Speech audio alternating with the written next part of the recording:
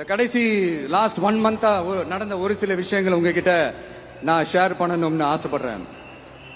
இந்த 200 யூனிட் மின்சாரம் கட்டணமில்லா மின்சாரம் அறிவிச்சோம். அதுல ஆல்ரெடி இருந்த 100 யூனிட் திமுக கொடுத்தது கிடையாது. மேடம் ஜெயலலிதா மேடம் இருந்தப்போ செஞ்சுட்டு போனது. ஸ்டாலின் சார் பதவி போன அந்த கடுப்புல அறிக்கையா விட்டு தள்ளிக்கிட்டு இருக்கிறாரு. என்ன பண்ணீங்க உங்களுடைய ஆட்சியில? மக்கள் பணத்தை டாஸ்மாக்ல இருந்து அடிச்ச அந்த பணத்தை ஊழல் செஞ்ச அந்த ஃபைல க்ளோஸ் பண்றதுக்கு அலையா அலைஞ்சிங்க. ஆனா இந்த விஜய் மக்களுக்கு தொந்தரவா இருக்கிற அதே டாஸ்மாக க்ளோஸ் பண்ணா.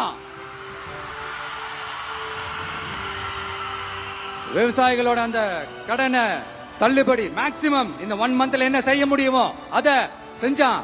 நீங்க தான் அந்த நிதி சம்பந்தமா இருக்கிற எல்லா கேட்டையும் லாக் பண்ணி வச்சுட்டு போயிருக்கிறீங்க. அதை சரி செய்ய வேணாமா? அதை ஒழுங்குபடுத்த வேணாமா? அதனால மறுபடியும் சொல்றேன், இந்த விஜய் பொய் சொல்லி ஏமாத்துறதுக்காக எல்லாம் அரசியலுக்கு வரல. உங்க கூடவே நிக்கிறதுக்காக மட்டும்தான் அரசியலுக்கு வந்திருக்கிறேன். அதுல எந்த மாற்று கருத்துமே கிடையாது. கவலையப்படாதீங்க விவசாய பெருமக்களே. அடுத்து இந்த சட்டம் ஒழுங்கு அது சரியில்லை இது சரியில்லைன்னு சொல்லி திமுகவும் மற்றும் பலரும் மாறி மாறி கூவுறீங்க. நான் ஒண்ணு கேட்கிறேன், இந்த மாடல் அரசுன்னு சொல்றீங்களே, அதுல என்ன செஞ்சு வச்சுட்டு போயிருக்கீங்க? ஒரு ஊரு விடாம ஒரு தெரு விடாம போதை பொருள் கலாச்சாரம் அப்படியே ஸ்ப்ரெட் ஆகி கொட்டி கிடக்குது.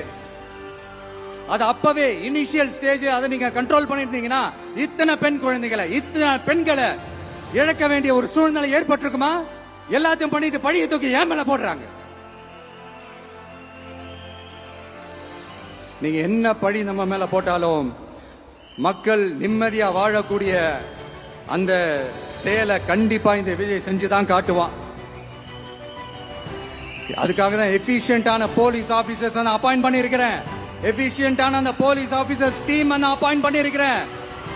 பெண்கள் பாதுகாப்பான அந்த சிங்க பெண் காவல் படை நெக்ஸ்ட் வீக் அதை இனாகரேட் பண்ண போறோம். தப்பு செஞ்சவங்களுக்கான தண்டனை, அதுக்கான சார்ஜ் ஷீட் எல்லாமே ரொம்ப ஃபாஸ்டா ரொம்ப ஸ்பீடா செய்யறதுக்கான அந்த வேலையை செய்ய சொல்லி இருக்கிறோம்.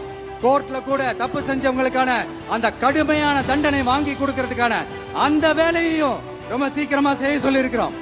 அதனால நீங்க என்ன பழி நம்ம மேல போட்டாலும் உண்மையா உறுதியா மக்களுக்கு தேவையான எல்லா விஷயங்களையும் இந்த விஜய் செஞ்சுதான் காட்டுவான். இப்படி எல்லாம் நம்ம சொல்றதுனால இவங்க என்ன சொல்லுவாங்க தெரியுமா? அவங்க தான் ஆட்சியிலேயே இல்லையே, அப்புறம் ஏங்க அவங்கள குறை சொல்றீங்க அப்படின்னு கேட்பாங்க. வேர்ல வெந்நிய ஊத்திட்டு போனவங்கள வெளிச்சம் போட்டு காட்டாம பின்ன வேற என்ன சொல்லுவாங்க? இதெல்லாம் மக்கள் கிட்ட நம்ம தெளிவா எடுத்து சொல்லணும் இல்லையா? அதுக்காக தான் இதெல்லாம் சொல்லிட்டு இருக்கிறேன்.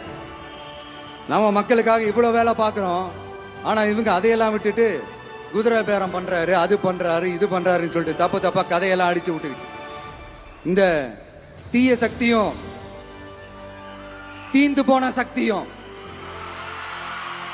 அதாங்க திமுகவும் மற்றும் பலரும் ஒன்னா சேர்ந்துகிட்டு திருட்டுத்தனமா யாருக்கும் தெரியாம ஒரு ஓரமா மூலையில உட்கார்ந்துட்டு பேரம் பேசி கூட்டு சேர்ந்து ஆட்சி அமைச்சு கொள்ளையடிக்க திட்டம் போட்டாங்க. அது ஏன் தெரியுமா? உங்களோட இந்த டிவிக்கு ஆட்சி அமைஞ்சா அவங்க பொழப்பே போயிடும். அந்த கொள்ளையடிக்கிறது லஞ்சம் ஊழல் எல்லாமே கத்தம். அதான் இந்த காரணம். அடுத்து ஸ்டாலின் சார், திமுக இப்போ தீய சக்தி மட்டும் இல்ல, மக்களை விட்டு ரொம்ப தூரமா போன தூர சக்தி, ஓர சக்தி, கோர சக்தி, பார சக்தி. நீங்க எப்போ இந்த தீந்து போன சக்தியோட நீங்க கூட்டு சேர்ந்துகிட்டு ஆட்சி அமைக்கணும்னு நினைச்சீங்களோ அப்பவே இந்த திமுக தூர்த்து போன சக்தியாவும் ஆயிடுச்சு.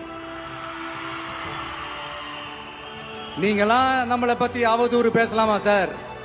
இது நியாயமா? மக்களை இவ்வளவு பெரிய மக்கள் சக்தி நம்மளோடு இருக்கும் போது நமக்கு எதுக்கு வேற அரசியல்? எலெக்ஷன்ல 50-60 வருஷமா இருந்த சாதிய உடைச்சிருக்கிறோம், மதத்தை உடைச்சிருக்கிறோம், காசு கொடுத்து ஓட்டு வாங்கறத உடைச்சிருக்கிறோம். நாம எது செஞ்சாலும் கான்ஸ்டிடியூஷன்ல தான் செய்வோம். நாம சிங்கிள் மெஜாரிட்டி வாங்கி இருந்தாலும் நம்மள நம்பி முறையா கூட்டணியில கட்சியில ஆதரிக்க வர்றவங்களை அரவணைச்சு தான் இருப்போம். நான் இப்பவும் மீண்டும் டிக்ளேர் பண்றேன், டிவிகே ஆட்சி எந்த பாகுபாடும் இல்லாம எல்லாருக்குமான ஒரு ஆட்சியா தான் இருக்கும். அதுல எந்த மாற்றமும் கிடையாது. ஸ்டாலின் சார் மாதிரி ஊசலாட்டம் இருக்கவே இருக்காது. மதச்சார்பற்ற கொள்கையில சமரசமே இல்லை.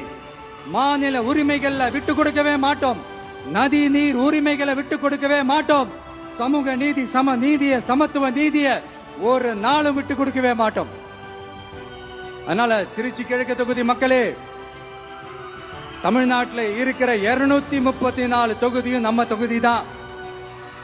அதுல எந்த கட்சி ஜெயிச்சிருந்தாலும் அது நம்ம தொகுதி தான். பெரம்பூரா இருக்கட்டும், திருச்சி கிழக்கா இருக்கட்டும், எனக்கு 2 கண்கள் மாதிரி.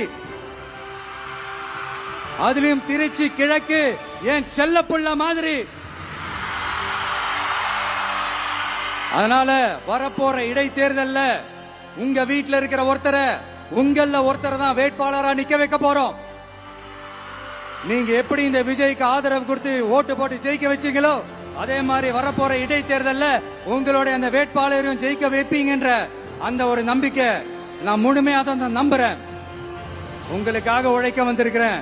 உங்களுக்காக எல்லா விஷயத்தையும் நான் பார்த்து செய்வேன். ஊழல் இல்லாத, லஞ்சம் இல்லாத ஒரு ஆட்சியை நான் கொடுப்பேன். I understand.